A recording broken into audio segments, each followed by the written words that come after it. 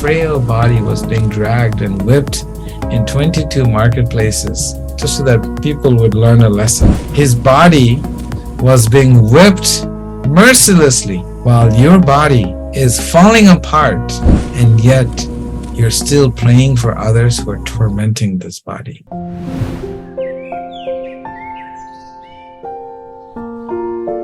And his name is Haridas Thakur. He was a saint that lived approximately 535 years ago.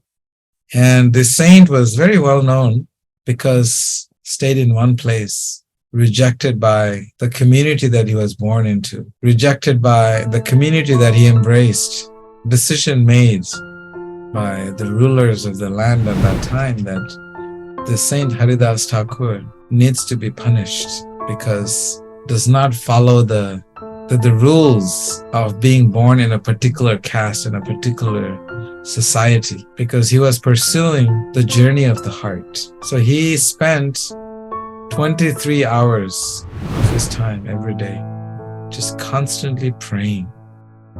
23 hours a day praying. And 1 hour was just used for taking care of his needs. He never went anywhere from food.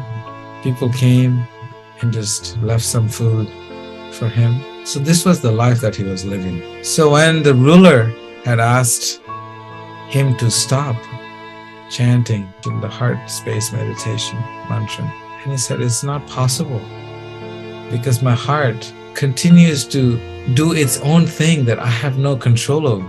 And the heart just continues to chant with such conviction and sincerity that even if you were to chop this body into hundreds of pieces, every single piece of that body will continue to do this heart space meditation. They were not ready to listen to him.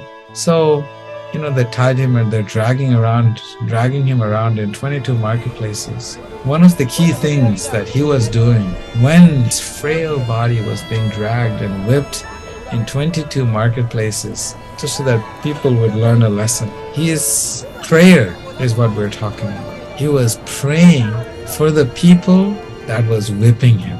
His body was being whipped mercilessly, and he was praying for the people who was tormenting him. So this is, in the Bhakti tradition, is considered the highest prayer you can ever do. While your body is falling apart, and yet you're still praying for others who are tormenting this body. So Haridas Thakur, is considered to be one of the highest exemplary of what is a vandanam, what is prayer. And he would continuously just pray for these people who are hurting him. No animosity, no anger, no resentment that they were hitting him. And their intention was to kill him.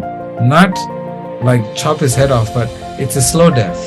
And even though they were doing everything in their power to take his life away, he just continued to pray for them slowly, continuously, and never stopped praying for them. He was praying, my dear Lord, they are struggling so hard to take the life from this body.